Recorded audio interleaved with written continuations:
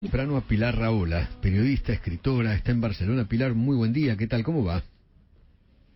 Hola, Eduardo. Bueno, por fin es un día en el que ustedes madrugan más que yo, porque yo a veces tengo que hablar con ustedes muy tarde por la noche. Al menos hoy me beneficia el horario. Exactamente. Bueno, Pilar, ¿cómo estás viendo la Argentina?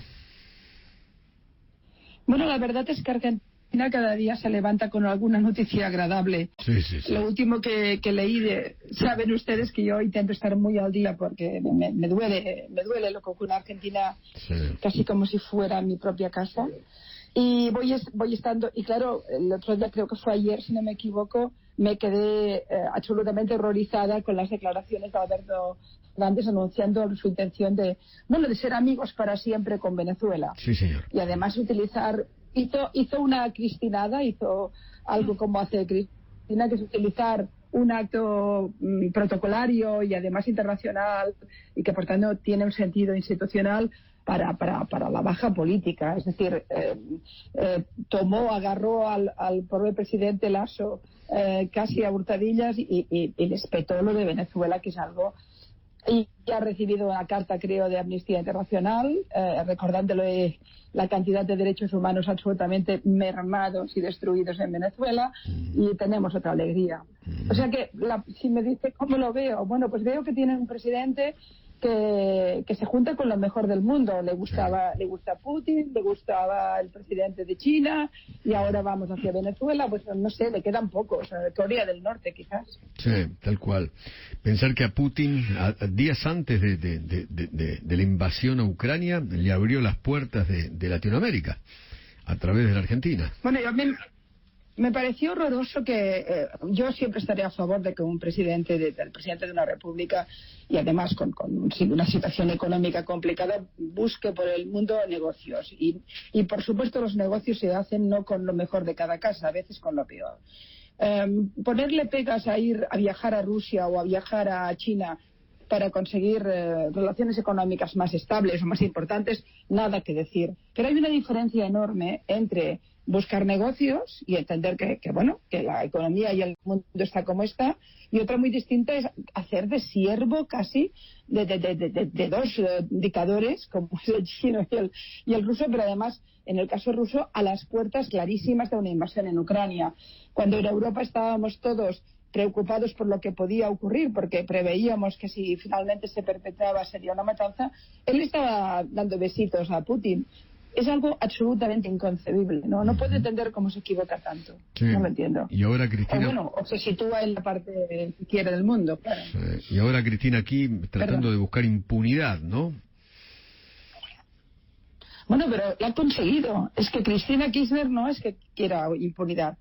Es que ustedes, el pueblo argentino, a través de las instituciones que han fallado en todas partes, le han garantizado esa impunidad. Cristina Kirchner se ha ido escapando de todo.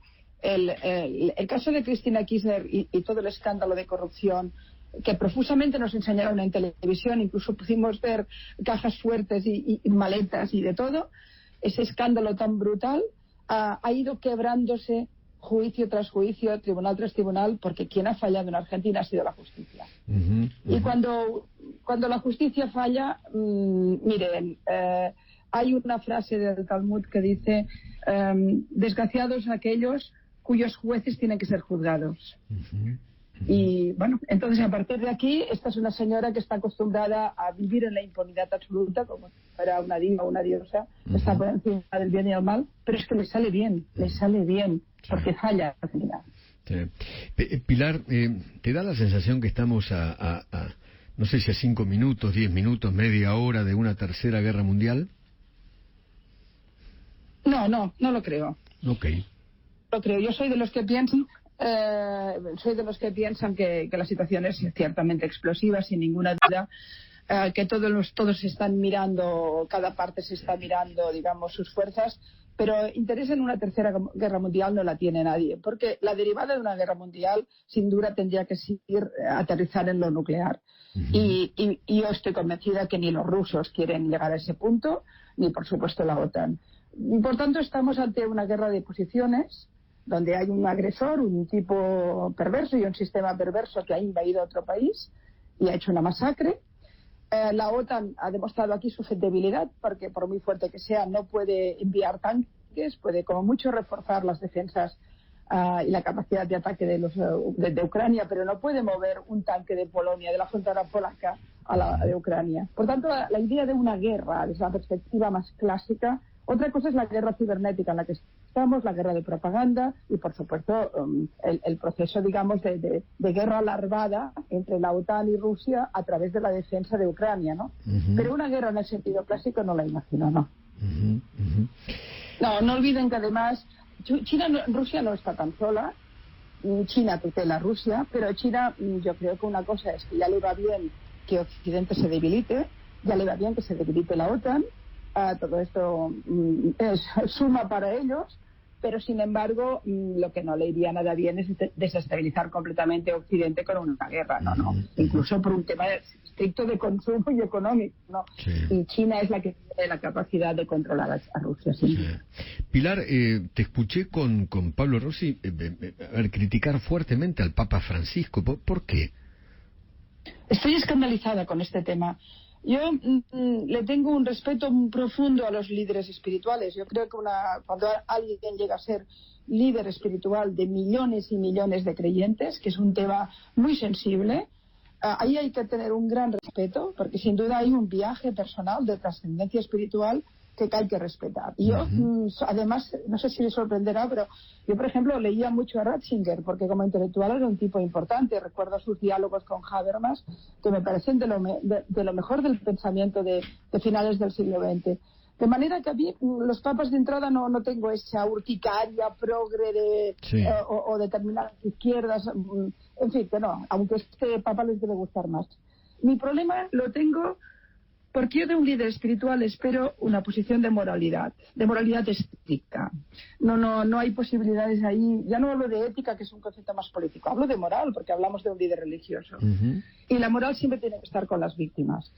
No puedo entender de ninguna manera que más allá de posiciones ideológicas que creo que no le corresponden a un líder espiritual, no puedo entender de ninguna manera que el Papa haga de Chamberlain y considere, que su posición tiene que ser ambigua. Aquí hay unos agresores y unos agredidos. Claro. Hay unas víctimas, miles y miles de muertos. Tenemos una crisis de casi 5 millones de refugiados. Hay un criminal de guerra. Hay un criminal de guerra que no se condena. Claro.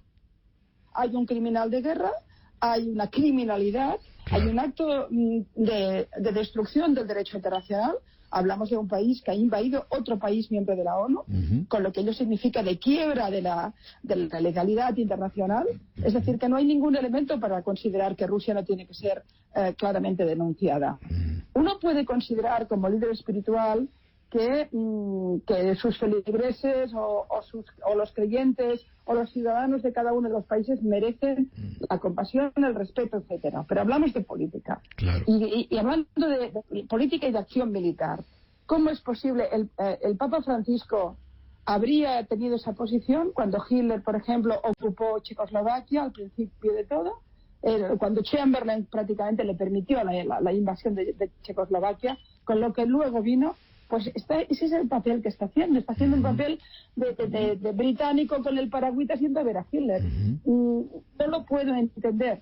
Y además entiendo que eso sí que es un quiebro a su responsabilidad como líder espiritual. Si un líder espiritual no está con las víctimas en un momento atroz, falla completamente como líder espiritual. Sí, tal cual.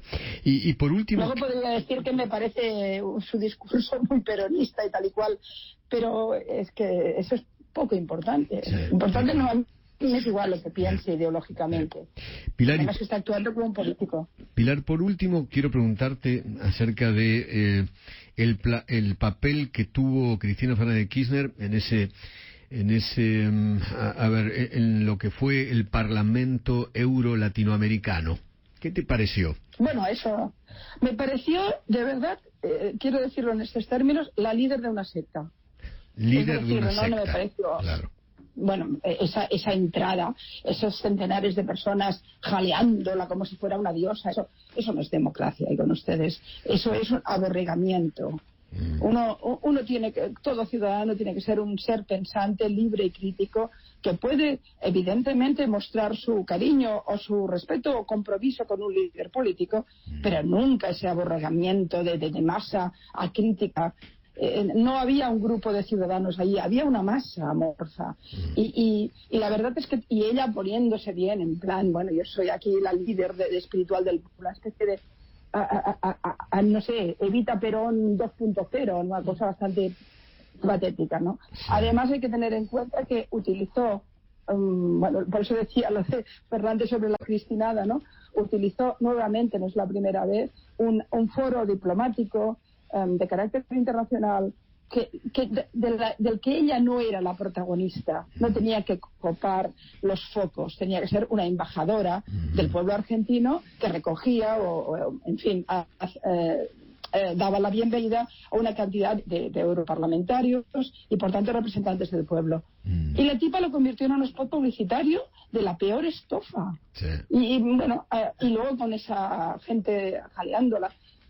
Repito, bueno, no me pareció un líder democrático del siglo XXI, me pareció un líder feudal con la masa jaleándola y aplaudiéndola. Sí, bien del chavismo, ¿no?